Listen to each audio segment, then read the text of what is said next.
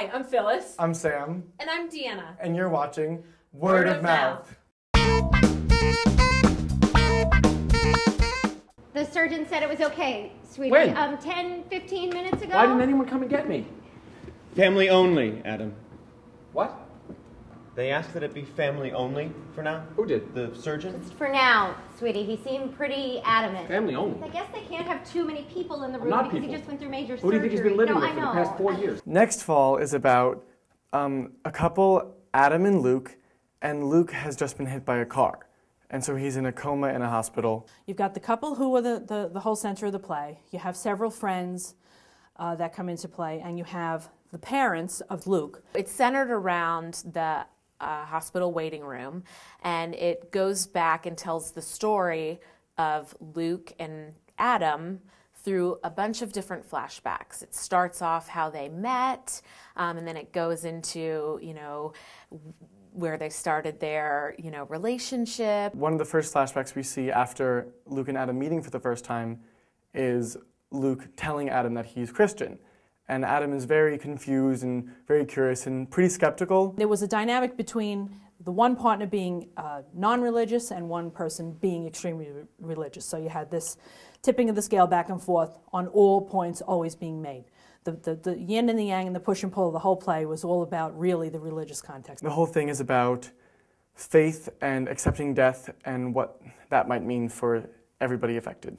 Patrick Husinger plays Luke, and he's, I wouldn't say that there's a star in this show, but, he's certainly the central character, and he did an amazing job. There were a lot of moments where he just had to completely change his emotions, and you really felt it. I found him to be very beautiful. Just like the way he delivered everything was really soft and just right on you. It fell on you. It, like almost knocked you over. He was very powerful. It came across very powerful. So I was very, very happy with his performance. He was very good. Patrick Breen was, I think, the stronger of the two of the couple. You could really feel his heaviness because he was going through a midlife crisis. He's a lot older than Luke. He's got so much character now in his expression and his face, and he just was so real for me to watch, and it was very enjoyable. I thought he had amazing comedic timing. I just thought he was so funny, but it was also a very serious role. So I just thought he did a really, really good job.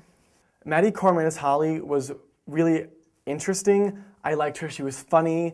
When she had to be, she was serious. When she had to be, she was compassionate. When she had to be. Sean Dugan played Brandon, who was another friend in the circle of the couple, but he really delivered a good performance. I enjoyed him. He was a little in the peripheral, but then they were able to give him enough that he came into the fold that you're like, oh, okay, I see where they're going with this. Connie Ray played Arlene, who is Luke's mother, and she is hysterical. Again, all of these characters had to be funny and serious. I thought she really provided the compassion in the show because she understood where Adam and Luke were coming from after a point. And she was conflicted, but she was compassionate, and I appreciated that in her. One of my favorite performances of this entire cast was Cotter Smith, who played Luke's father, Butch. I am actually from Northern Florida, and I lived in Tallahassee for 4 years, which is where Butch is from. And it amazed me. It seemed like they just went to Tallahassee, pulled somebody and plucked him out of Tallahassee and plopped him on this stage. I believed every second, and even if I didn't agree with him, I was on board with him because he was so honest. It's a terrific play.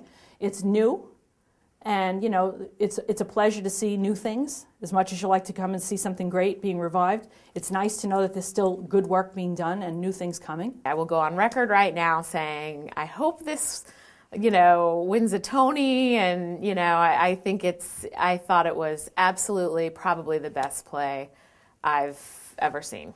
I'll say it. I liked the show. I didn't love it. It wasn't slow, but it just didn't go anywhere. I felt like the conflict was so overstated about the religion.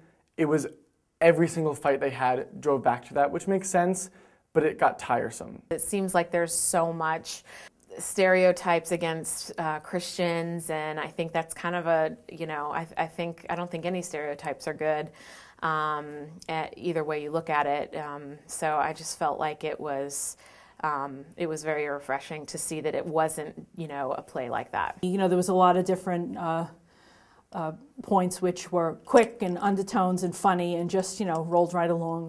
It was educational in a lot of ways. Like I said, that I found out a lot of things, and I enjoyed it. It was a good night's theater. I don't think I would recommend the show because it's draining, it's heavy, and parts of it just didn't build right. Oh yes, I would recommend this. I have a whole list of people that I would love to see this play. I think it's amazing, and I really would recommend this to everyone. So you're what then? You're A Christian. okay. What, does that freak you out? Does it freak me out? Yeah. Why would it freak me out? No reason. No, wait, what are you? What am I? Besides a vampire. Nothing. I don't know. I didn't really grow up with a religion. Well, I do not care what you say, but these tomatoes are fierce.